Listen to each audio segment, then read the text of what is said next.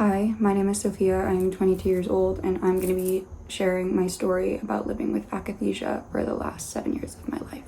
And I'm going to take a breath there. It all started after being put on a horrible drug. Sometimes I don't even like saying the name, but a god-awful drug called Lifeline. And I was put on it at a treatment center when I was 16, and I want to share my experience because too many people go unheard, and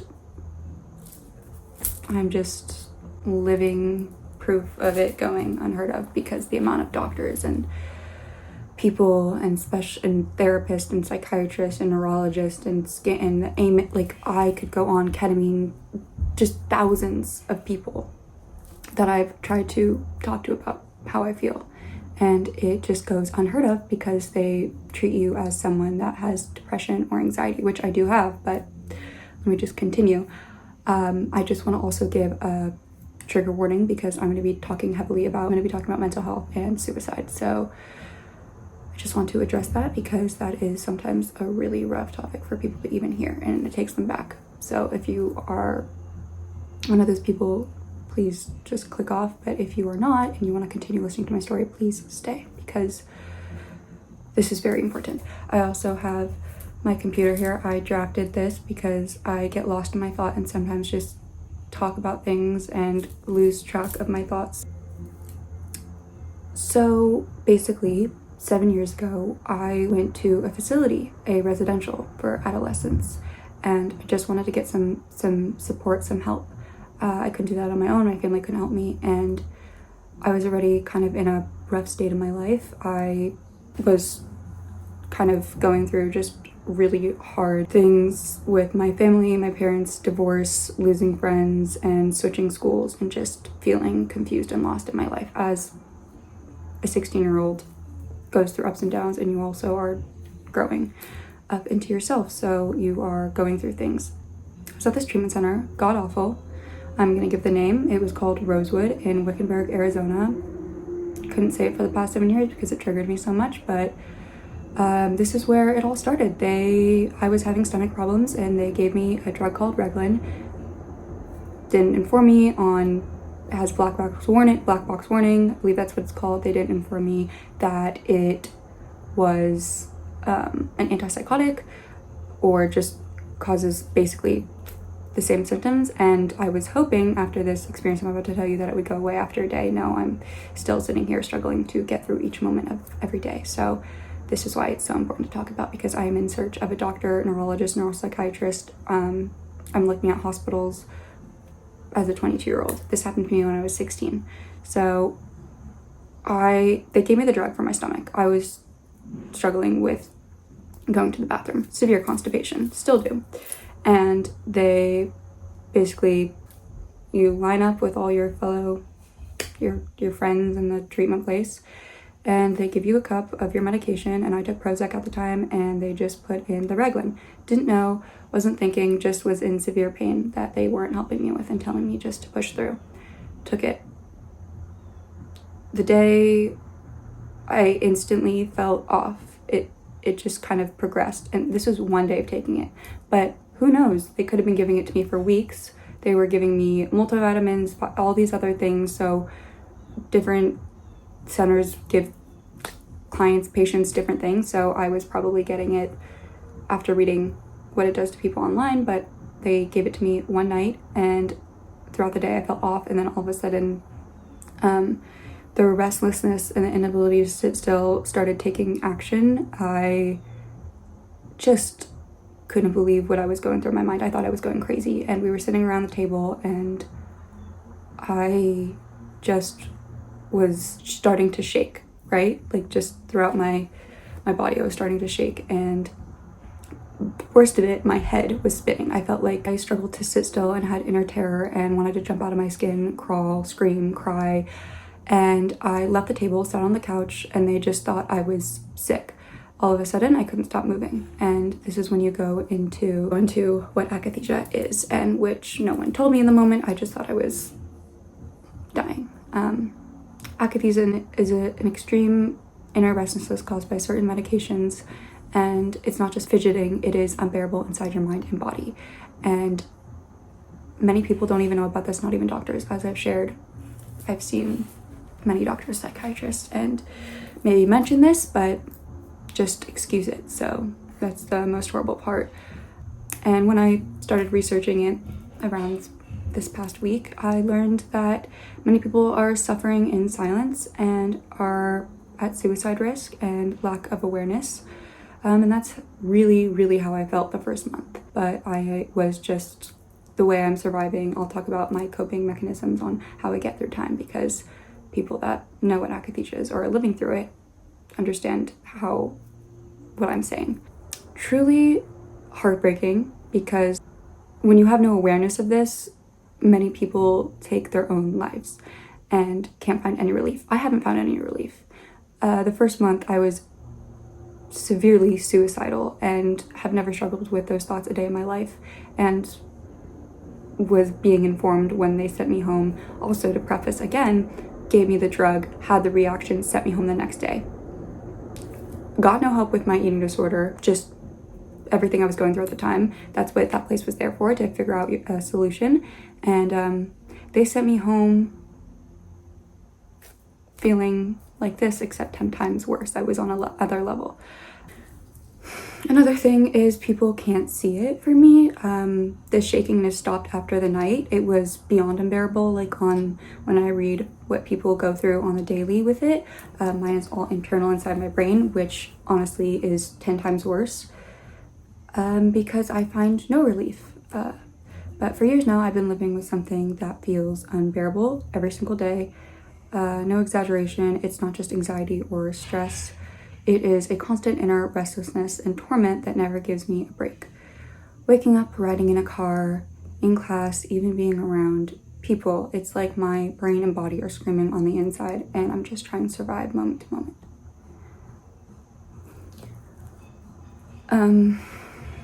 Again, reading that alone just hurts me because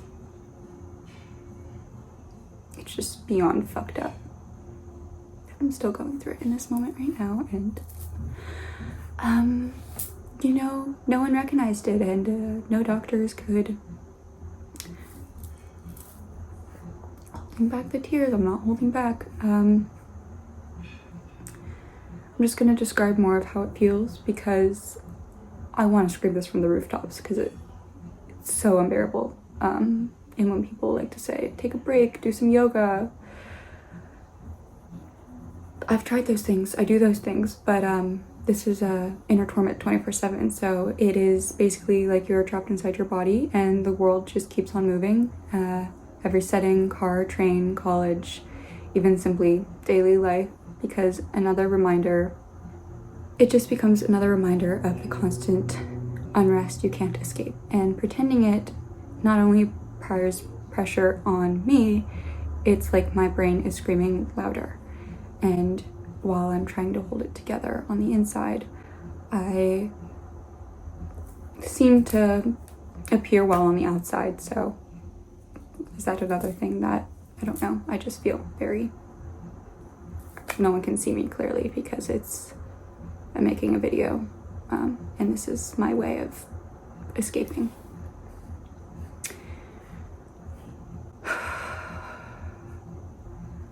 Going back to the beginning, I'm going to be transitioning on to how I feel now, but going back to the drug and really rethinking that night, truly the worst drug ever created in my opinion, and it made me want to unalive myself for the entire month after, if not longer. And the involuntary muscle movements were horrendous. I couldn't, trying not to cry, the people there, I was pacing and my shoulders were being thrown back and back and back and back in my arms. So basically, I don't know how to describe it better than involuntary muscle movements, but it felt like I was just having spasms all over my body. I couldn't stop. And the next morning, the shaking continued everywhere, but it was lessened. And I don't know what they gave me, because I kept screaming that night without knowing this was happening because of a drug. Someone sedate me, someone fucking sedate me. I was in God, I don't want to use the word God, but ungodly amounts of pain throughout not just my body but my mind. I was screaming. I was on the phone with my mom, and they just said I was having a panic attack. So next morning, got picked up, went home. Quarantine happened, COVID, no school, no going back to school. Perfect in my opinion, because I actually couldn't function. I tried going back to school, and I didn't realize what derealization, suicidal, anxiety, stress, and depersonalized, like all the terms you could imagine put into my body. Truly hell. And living with it now, but not at the intensity, but it is still inside my head. So here I am, 7 years later.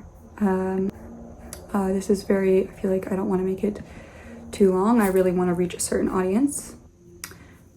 Truly, over the past just 7 years of my life, I've learned that research and connecting with others, the research I've only recently discovered because no one informed me. The constant hell, akathisia, is the word and the term that I need to say to go get the proper support. What hurts the most is the world doesn't know what it is. Whether I'm on social media, movies, there is no one advocating, and it just feels isolating. I felt beyond isolated these past few years. Connected with people, whether that's in treatment, college, travels, but the moment-to-moment hell torture that I go through has never been relieved, and every day I wake up, I'm hoping there's an answer.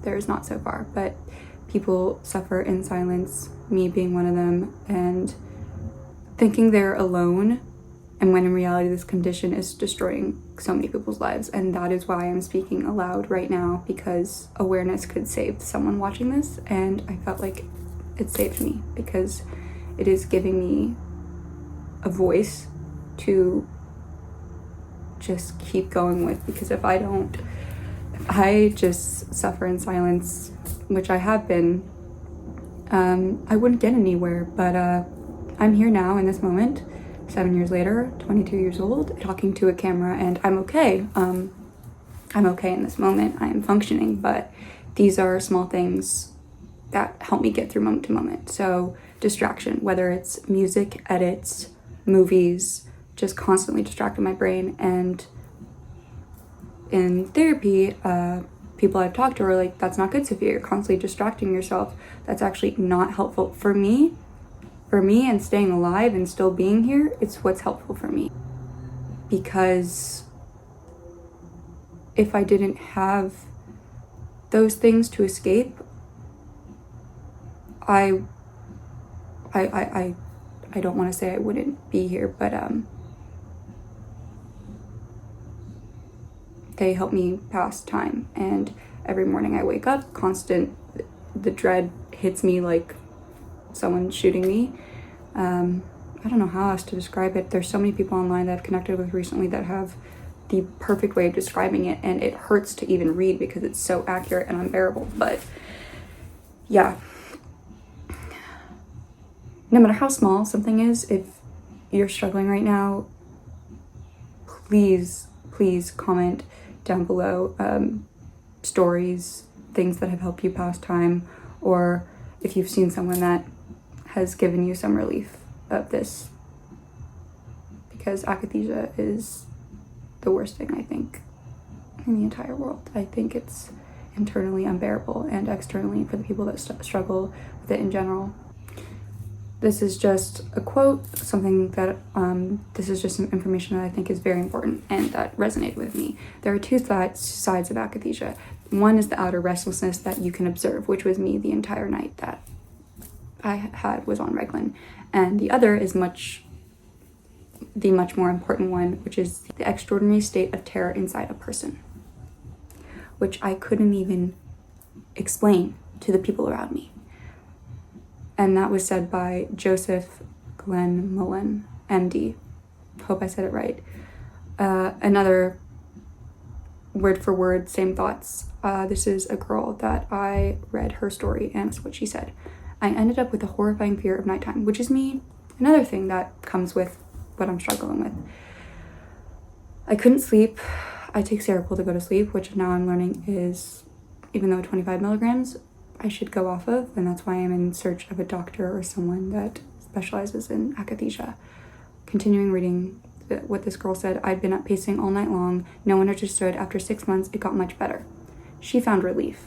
So hearing that after 7 years of no relief, I've been crying for the past week, connecting with people. After 6 months, it got better. I started somehow to move on with my life, but there always this underlying feeling that I've gone through that very few people could ever understand, a form of torture no one could even fathom. Even if they haven't experienced it, I didn't know suffering like this existed before. Word for word, this is how I feel, her ending sentence. I remember thinking during it, I'd rather be grieving someone I love more than going through what she was feeling in the moment, which was, that shows how horrific it was, she said. I would rather be brutally injured than going through this. I would rather have, I'm going above and beyond, but I would rather have something horrible happen to me than what I'm suffering with right now, because it's all internal. It is like my brain is stuck on an accelerator pedal, and no matter how hard I try to calm it down, the engine is just continuing to rev, just keep revving. Therapy hasn't broken the cycle. Healthy habits in the moment don't touch the core, help pass time, and I can function, but I'm in survival mode. So, survival mode. And I'm not at peace. And every day I'm hoping to find peace, which this is why I'm sharing this video. My mind is not choosing to spin. It is being driven by a faulty brainstem and basal ganglia signals, which keep sending the move, do something signal to your conscious mind. So my thoughts race to match my body's false urgency, which is beyond sad, debilitating, and just horrendous. And I've also learned that since I've been in this state for years, it's a chemical imbalance and a learned state. That's why both breaking the cycle needs nervous system, med and neuro to quiet the faulty go signals, and gradual rewiring so your brain can calm, and the non-restless baseline. Because I remember from before this experience happened to me, I remember what it felt like to just be human and have, I hate using the word normal, but normal problems, because getting through moment to moment and being tortured while having to drive a car, work, do anything, impossible. So I also was bedridden the first year. A lot of things come to mind when I talk about this, but I'm staying calm because I want to get my message out clearly. Right now, I am stuck in a push and pull setup because I've tried multiple, like I said, I've met with many psychiatrists, and I have on my Google Docs all of the medications that I've taken, whether that's Wellbutrin, didn't work for me, Ativan, ketamine. I also did ketamine trials. I did nasal ketamine and I did ketamine infusions, finished both, and now learning that those don't really have any effect on what I'm suffering with. But people were telling me it helps because they assumed I had severe anxiety, depression, and PTSD, and that would reverse what I'm struggling with. But no, it's akathisia. Yeah, sleep is the only form that I get to kind of escape my reality, and that in itself, I have a fear of going to sleep, and then I have a fear of being awake. So I would safe to say, torture, but having family, sisters, having just passions, and I'm pretty passionate about movies, media, music. That is what's keeping me to push through the day. Also, Vyvanse keeps me awake, but also makes the terror and anxiety worse, but also lowers the hunger signals that I struggle with because I'm in a constant state of what I just described, fight or flight, panic, akathisia, and I struggled for years, but in terms of eating, I've been in recovery for a while. It's just support, but I need to go off of Vyvanse and Seroquel because and Prozac. Those are the 3 drugs I'm on right now, and I've been on God knows how many. Those are the ones that I'm on and I need to go off of. They're keeping me afloat, but they are not. They're just a band-aid. Last thing I'm gonna say, I've been struggling for so long, and this is just an important message for myself and everyone. it is not your fault that you haven't found relief yet, because the medical system often overlooks this condition. And that is heartbreaking. Yeah, I feel like I've been going crazy, but I documented everything I've been through these past years, and it just gets dismissed. And last thing, an important message: the brain is on fire feeling. The urge to crawl out of your skin, the inner motor that won't stop. Doctors sometimes call this subjective akathisia, which is what I believe I have. I'm not a doctor, I'm not a psychiatrist, I'm just someone that's struggling with this, and this just hit me like a truck when I read this. That doesn't make it any less real.